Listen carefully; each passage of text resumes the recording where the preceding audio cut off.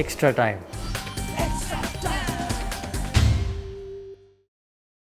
Hi Virat. You were the first one to accept that batting was quite bad from both the teams in the third test. I just wanted to ask, do you think there has been a lot of noise about this particular Ahmedabad pitch, and do you think spinning tracks are unfairly subjected to more criticism as compared to other tracks which actually can be bad?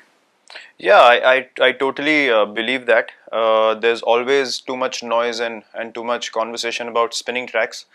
I'm sure that if our media is in a space to contradict those views or present views which say that it is unfair to criticize only spinning tracks, then I think it'll be a balanced conversation. But the unfortunate bit is that everyone sort of plays along with that narrative and just keeps making it a news till the time it's relevant, and then a test match happens. If we win on day 4 or day 5, no one says anything. But if a match finishes in 2 days, everyone pounces on the same issue. It's just becomes an issue to talk about.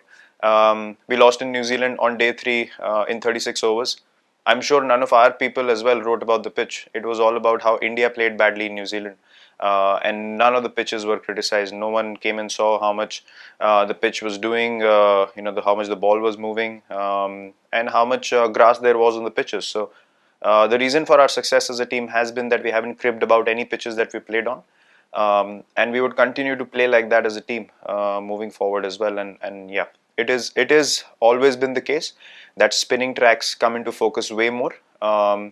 And when the ball seams on a particular pitch and teams get bundled out for 40, 50, 60, no one writes about the pitch. It's always about bad batting. So I think we all need to be very honest with ourselves that what space are we talking from and what's the idea behind continuing this narrative, and what purpose it serves people who keep continuing this conversation, which is quite one-sided. Hi, Skipper. Skipper, moving away from the topic of pitch discussion, it was quite fascinating to know that you've hardly given an inch to Jimmy Anderson ever since the 2014 to England. Can you tell us about your preparation that goes against against Jimmy, and what is it that you have done that he's had no success after that against you? Well, obviously he's a world. Yeah. Sorry, Go on. the other question was, it's been 11 innings. The kind of records that you have set for yourself are pretty high. 2 half centuries in this series, but a big score just around the corner. Answering your first question, I think Jimmy Anderson is a world-class bowler. I probably would have thought way too much into how to handle him in England in 2014. I think from then onwards, I've treated every bowler as someone who's running in with the ball, and I just need to play the ball, not the bowler. Having said that, he's gotten quite close to dismissing me a few times since then as well. Even in the last tour of England, a couple of catches were dropped. Even last game, a catch was dropped. So I could have been out a couple of more times to him.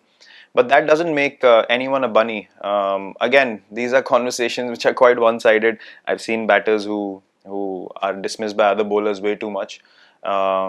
But it just becomes a conversation for people when they plot me and Jimmy against each other. We obviously have a lot of respect for each other's skill sets, and it's always great to come up against world-class bowlers, and he's surely one of them. Playing for so long, and without that much skill and commitment, you can't play for that long. So you always have to be at the top of your game when facing him, and I've just continued to do that.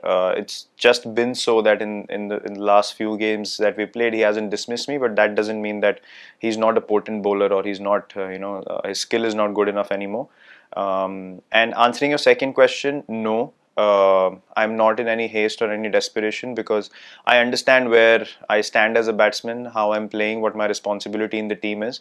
And people look at things from a very different point of view. They look at milestones. If the team doesn't do well, they look at captaincy. If the team does well and batsmen don't perform, they look at individual scores. So for me, these are just issues oscillating between one another. My responsibility as the captain of the Indian cricket team and as a batsman is to score runs, make sure that I keep pushing the team forward, get involved in partnerships. Along that process, if milestones happen, great. If they don't, the team should win. At the end of the day, that's our main goal, and that's always been my goal. Considering it is a similar track, do you think the ball will make difference? The pink ball, the way it behaved on the track, and the red ball will behave on this track. the ball played, in your opinion, do you think ball played a major part in last match rather than the pitch? And the other thing is, do you think reverse swing may come into picture in this match?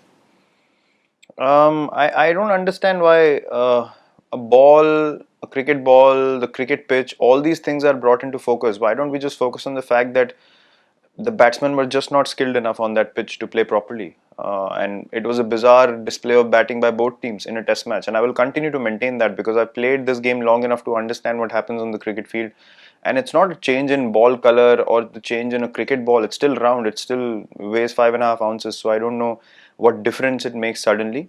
The surface in Chennai was different in the first game. This track has more pace than that. You could see the fast bowlers as well. None of the balls went through on the Chennai track like it did for Ishant in those first couple of overs or Bumrah as well. So the track in general has a bit more pace, and that's the result of the clay that's been laid in on the pitch. So it's very important to understand these small little details of the game. If you just make a cricket ball helping the bowlers a focus or the pitch helping the bowlers a focus, then you're not really reading the game properly, in my opinion. And it's just a case of the wicket having a bit more pace and bounce.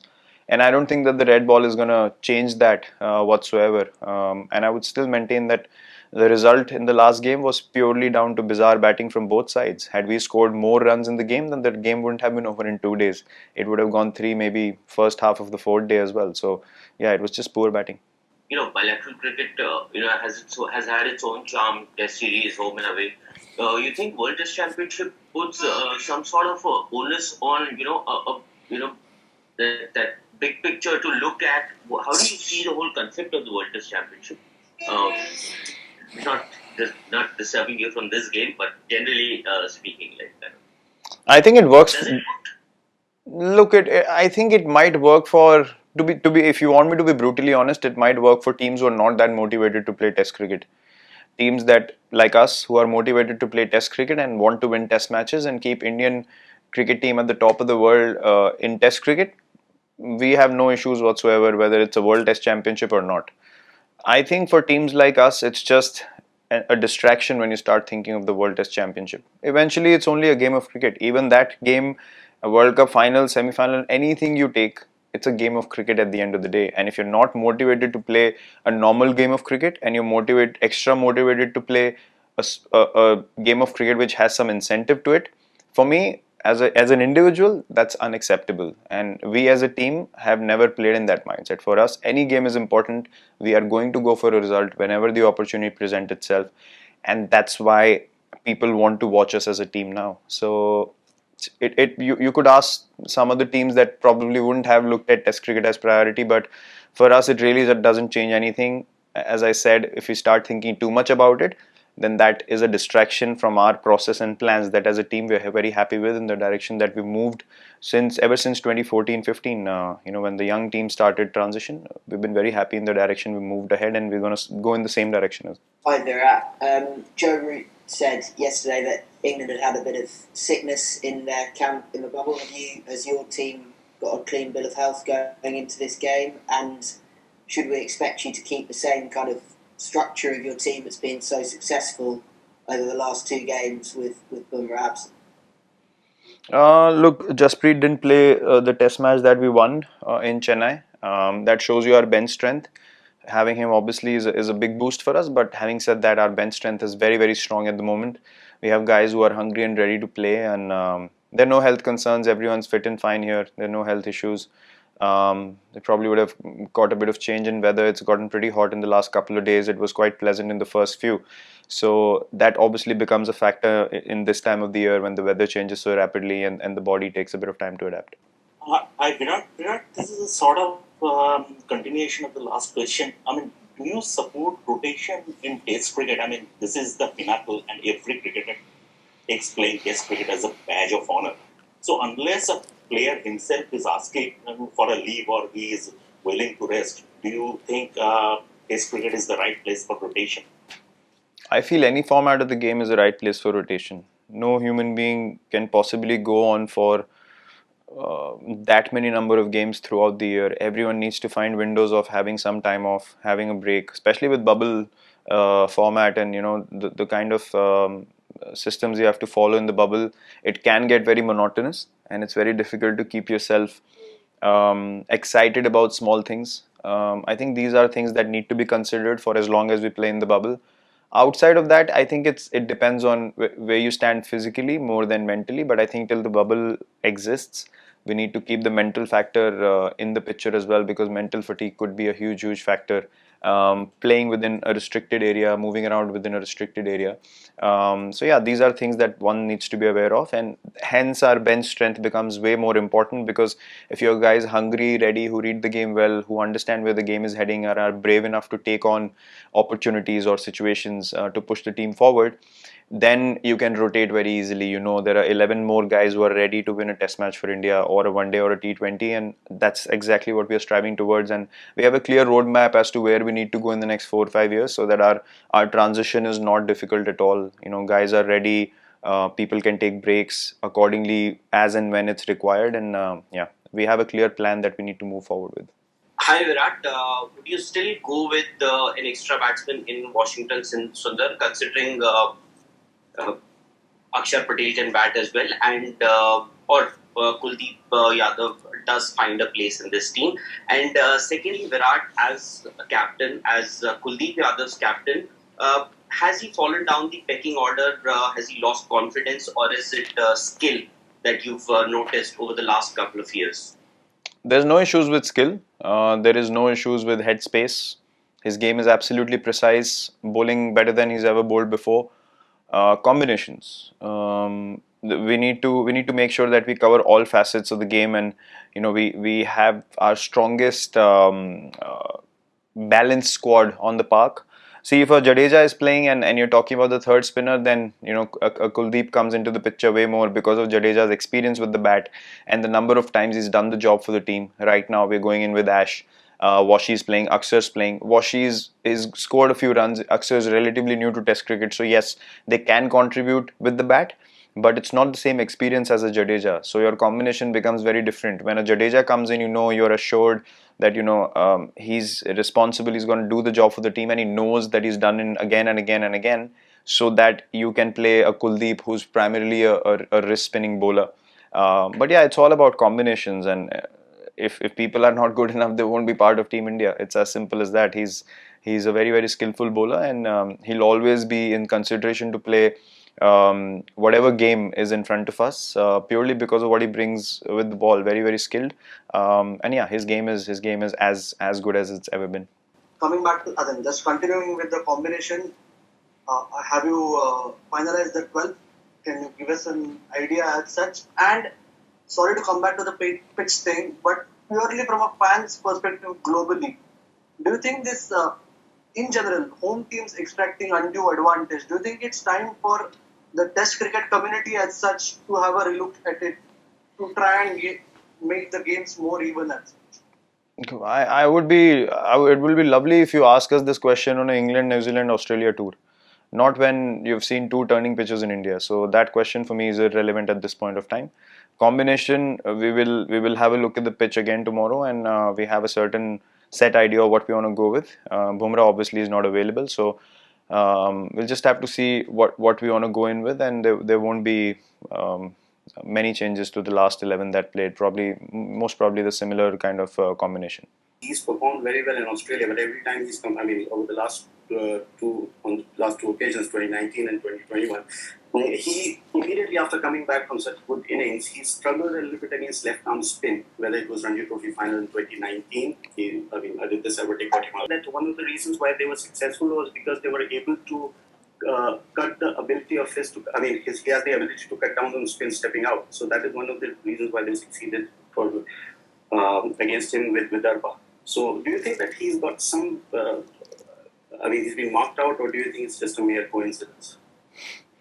Look, Cheteshwar Pujara himself, first and foremost, knows the things that he needs to improve on. The technicalities of the game, and the batting coach is here. You can probably speak to him more about how Cheteshwar's game is forming up against left arm spin and all that. The fact of the matter is, till about 4 years ago, he was criticized for not scoring away from home. He was only a home track bully and only scored in India. Now he's performing for you everywhere outside of India. And a few innings where every batsman has struggled, barring maybe Rohit and couple of innings from Ash played well, Jinx got a 50, I got couple. It's not been easy. So if you now start criticizing his game at home, then I don't think that's fair on him. He's a world class performer, has been for us for a long period of time. And I will keep saying this again and again, along with Jinx, Pujara is our most important test player. He will continue to be so. Every cricketer, every batsman faces some sort of challenges in terms of a couple of areas where they might find a bit of need for improvement. That happens to all of us constantly, and he's a very responsible guy who will first and foremost go into the nets, bats more than anyone else to iron out his flaws, and I'm sure that he'll keep solidifying his game moving forward. But there is absolutely no concern whatsoever when it comes to Cheteshwar Pujara. आपको बधाई देना चाहूंगा, आप मैदान के बाहर एक आपका माइलस्टोन आपने हासिल किया 100 मिलियन फॉलोअर्स इंस्टाग्राम पर, तो इसके लिए आपको बहुत बहुत बधाई। आपको कैसे इंस्पायर करता है ये, इसके बारे में बताएंगे थोड़ा सा इस तरह की उपलब्धियां। और एक खेल से रिलेटेड ये है कि ठीक है पिच की बात हम हर जगह नहीं करते हैं, बट आप सबको पता है कि आप टेस्ट फॉर्मेट को कितना पसंद करते हैं, और जो डे नाइट टेस्ट भी हो रहा है वो इसीलिए हो रहा है कि टेस्ट क्रिकेट सरवाइव करे, लंबा चले, ये 5 दिन का फॉर्मेट कंटिन्यू रहे। लेकिन इस बात को कितना जस्टिफाई करेंगे कि कोई भी टेस्ट क्रिकेट, चाहे वो इंडिया हो, इंग्लैंड में हो, न्यूजीलैंड में हो, वो 2 दिन में खत्म हो, इसको कितना जस्टिफाई करेंगे और इससे ओवरकम करने के लिए क्या करना होगा? आपके पास कोई इसके लिए आइडिया है? सर, आप एक सवाल मैं आपसे पूछूंगा, आप गेम जीतने के लिए खेलते हैं या 5 दिन चले और एंटरटेनमेंट के लिए खेलते हैं? नहीं, मैं यही कहना चाहिए, पिच की बात नहीं कह रहा हूँ। मतलब अगर 2 दिन का ही मैच हो रहा और 3 दिन का भी मैच हो रहा, तो इसका आपने स्किल की बात की। एक बार आपने कहा कि स्किल बैट्समैन का अच्छा नहीं, बैटिंग नहीं की पिछले 2 मैचेस में, तो इसमें आप भी इंक्लूड होते हैं, और भी आप इतने बड़े बैट्समैन हैं, जो रूट भी इंक्लूड होते हैं। आपके अगर आप उतने अच्छे पिच पर जो भी है नहीं कर पा रहे हैं, तो फिर नए जो बैट्समैन होगा उनके लिए क्या होगा? क्योंकि ये भी बात होती है विराट कि आप ऐसी पिच पर भी अच्छी इनिंग खेले, आप भी खेले, पुजारा भी खेले, जो रूट भी खेले, और हम उसको भी एंजॉय करें। ये नहीं कह रहे कि जीतना हारना अपनी जगह है, बट वो भी एक एस्पेक्ट तो है। सर, मेरे पास इस चीज़ का कोई जवाब नहीं है, क्योंकि हम गेम जीतने के लिए खेलते हैं। हम इसलिए नहीं खेलते कि मैं आके रन बनाऊं या पुजारा बनाए और अजिंक्य, रोहित सब बनाए और ऑपोजिशन में जो रूट बनाए, तो लोगों को बहुत मज़ा आएगा। लोगों को मज़ा आना चाहिए इस चीज़ से कि टीम इंडिया जीती, चाहे मैच 2 दिन में ख़त्म हो, 3, 4, 5 कभी भी ख़त्म हो। तो आई थिंक हमें अपनी सोच की तरफ एक ध्यान रखना होगा। पिछले मैचों में रन बने हैं, ऐसा नहीं है। एक मैच की वजह से आप ये नहीं बोल सकते कि टेस्ट क्रिकेट कहाँ 2 दिन में हर टेस्ट मैच तो खत्म नहीं होता है। अगर टीम बहुत ज़्यादा खराब खेल रही है तो ही मैच 2-2.5 दिन में खत्म होता है। तो चीज़ों को ऑब्जेक्टिवली देखना ज़रूरी है। जैसे मैंने पहले बोला, किसी भी इशू को बार बार ऊपर लाना, उसके बारे में कंट्रोवर्सी बनाना बहुत आसान होता है। आप उसकी अगर एक्सप्लेनेशन ले लेंगे, आप उसको समझ लेंगे, तो कंट्रोवर्सी खत्म हो जाती है। और अनफॉर्चुनेटली हम लोगों को एक्सप्लेनेशन लेनी नहीं है। तो ये सवाल मेरे लिए तो बिल्कुल मायने नहीं रखता, क्योंकि हमारा फोकस सिर्फ जीतने से है और हम सिर्फ जीत की तरफ ही फोकस रहते हैं। और जो आपने मेरे से पहला सवाल पूछा, तो वो उस चीज़ को तो मैं बिल्कुल ध्यान भी नहीं देता हूँ कि कितने फॉलोअर्स हो गए, या वो चीज़ मुझे इंस्पायर नहीं करती है। मुझे सिर्फ एक ही चीज़ इंस्पायर करती है कि मैं कैसे एक बेटर इंसान और बेटर क्रिकेटर बन सकता हूँ डेली बेसिस पे। अगर लोगों को वो देखना पसंद है, लोगों को उससे प्रेरणा मिलती है, उस चीज़ से मुझे खुशी होती है। इंस्पिरेशन मेरी सिर्फ अपने आप को इम्प्रूव करते जाना है हर दिन, एज अ पर्सन और एज अ क्रिकेटर। विराट, जब चैलेंजिंग फास्ट बॉलिंग विकेट होता है तो थोड़ा सा आप दम लगा के समझो, स्किल तो है ही, लेकिन गट्स और इसके साथ आप सरवाइव कर सकते हो। ये स्पिनिंग ट्रैक पे सिर्फ गट्स होना या मन में इच्छा होना जरूरी नहीं है, स्किल होना कितना जरूरी है, और उसके लिए क्या करना पड़ेगा? सर, डिफेंस होना बहुत ज़रूरी है।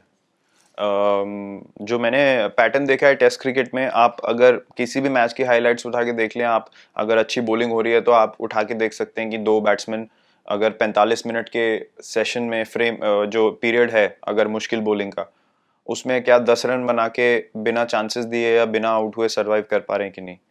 तो आई थिंक ये because of influence of white ball cricket, test cricket में रिजल्ट्स बहुत आ रहे हैं, बट ये उसका एक बाय प्रोडक्ट बैटिंग की तरफ भी है कि हम लोग जो डिफेंस एक गेम का पार्ट होता है वो थोड़ा कॉम्प्रोमाइज हो रहा है, जितनी मुझे गेम की समझ है. और इसीलिए सब लोग बोलते हैं कि जल्दी 300 350 स्कोर बोर्ड पे लगा दो. वो 4-5 सेशन खेलने वाला ग्राइंड जो है वो आई डोंट थिंक कि इतना फोकस में रहता है आज की डेट में, क्योंकि प्रोबेबली डिफेंस पे इतना लोग फोकस नहीं कर रहे हैं.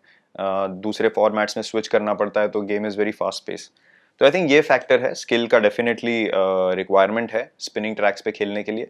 और नॉट नेसेसरली कि आपको स्वीप ही करना पड़े, आप अपना तरीका ढूंढ सकते हैं. और मेरे लिए एज अ बैट्समैन, मेरे पॉइंट ऑफ व्यू से मेरा बेस्ट सोल्यूशन एक डिफेंसिव शॉट है, जिसमें मुझे कॉन्फिडेंस हो कि मैं डिफेंस करूंगा तो ना तो ball short leg silly point में नहीं जाएगी. तो आई थिंक वो एक गेम का पार्ट है जो थोड़ा बहुत पीछे चला गया.